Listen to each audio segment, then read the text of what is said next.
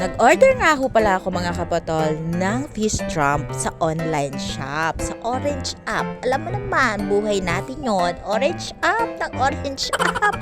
Forever Orange app. At eto nga ho, na-curious lang ho talaga kami dito sa mga napapanood namin na madami nga ho talaga nahuhuli at on order talaga namin talaga ni Mister. Ayan. In-order ko nga ho pala para mautay-utay nga ho namin dahil hindi naman ho kami gayon kayaman para humanap ng pambili. 5 laang muna yung aking in-order. Diba? Nasa 47 pesos lang din naman yung isa nito. Kaya agad-agad ko na din talaga check out. Kaya ano pang inaantay nyo? Check out na! Nerd!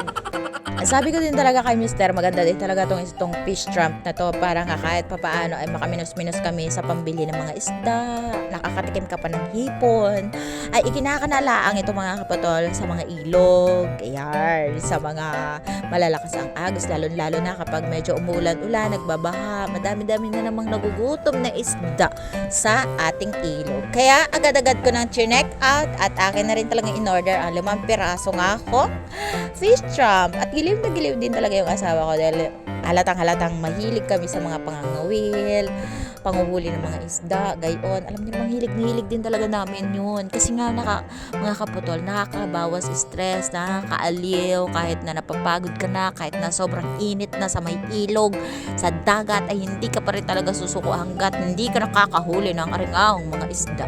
At so for today's video ay pumunta na nga ako kami kahapon dito sa ilog. Nung kinahapunan lang din naman, nung pagkakabit nga ho namin at tinayos namin yung mga fish trump, ay agad-agad din kami pumunta sa ilog at naghanap nga ho kami mga kapatol ng places na pwede naming trampahan o kanaan ng fish trump. At giliw na giliw din talaga si Gio kasi nga ho ay akala niya nga ho ay itong fish trump na to ay payong.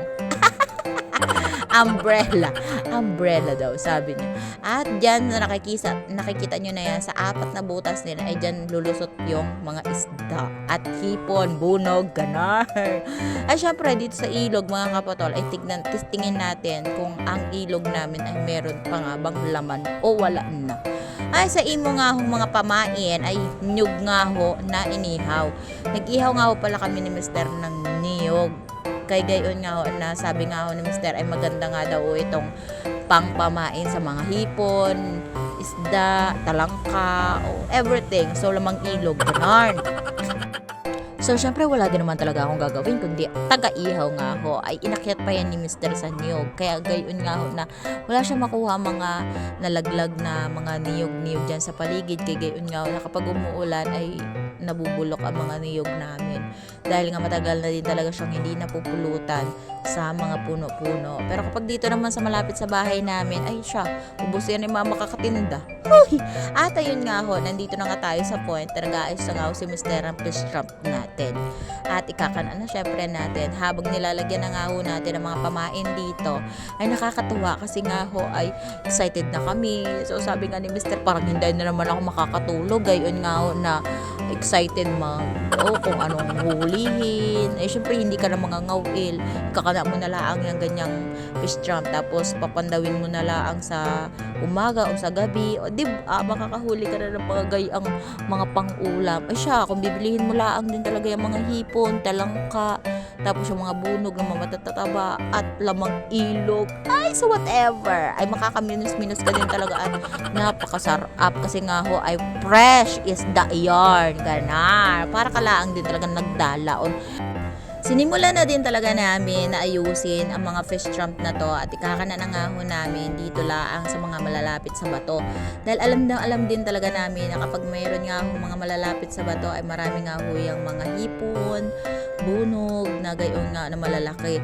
Sabi nga ho ni Mister ay siya na nga lang daw ho ang lulusong dahil hindi ko nga ho kaya yung lumusong dyan dahil alam niya nalulutang nga ang paa ko. O diga. Tsaka mahirap din talaga matuyo yung paa ko kapag ako pa yung naglutang-lutang dyan. Ay parang salbabida yan. Malapit na sa ganon mga kapatol.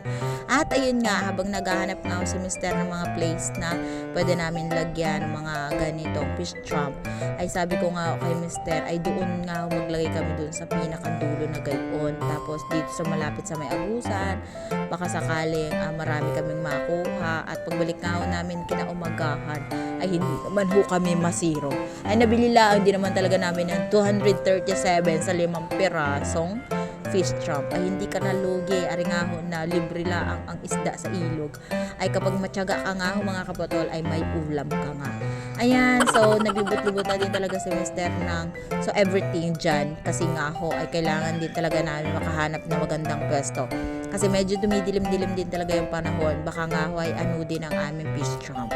At ayun nga ho, sabi nga ho ni Mister, medyo dito sa mga talahib-talahib siya magakana. Kasi nga kapag may mga talahib mga kaputol, ay maraming hipon na maipapandaw at masarap yun. At eto nga, nag-antay na nga rin kami mga kaputol dito sa tabi ni Gio. At giliw na giliw doon yung bata kasi gusto niya lang maligo sa ilog. Kahit kaliligo niya laang. So, malapit na kami matapos sa pag-aantay namin. At babalikan na laang daw namin kinaumagahan. At abangan niyo yung next vlog namin para makita natin kung huli ba talaga yung aming fish trap o wala. Zero or hindi masisiro. Gana. Ay, excited na talaga ako. Tingin ko hindi na naman tayo makakatulog. So, sobrang excited natin sa araw na iyon. So, for today's video ay hanggang dito na lang ang aming munting vlog. At abangan nyo bukas din. I-upload ko din agad-agad.